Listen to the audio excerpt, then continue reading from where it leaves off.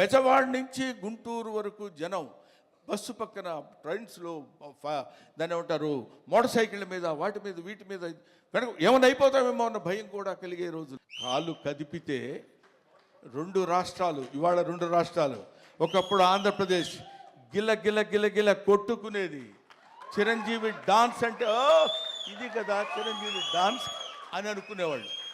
Dance song చెయ్యటం అంటే that credit goes to Chiranjeevi only, one and only.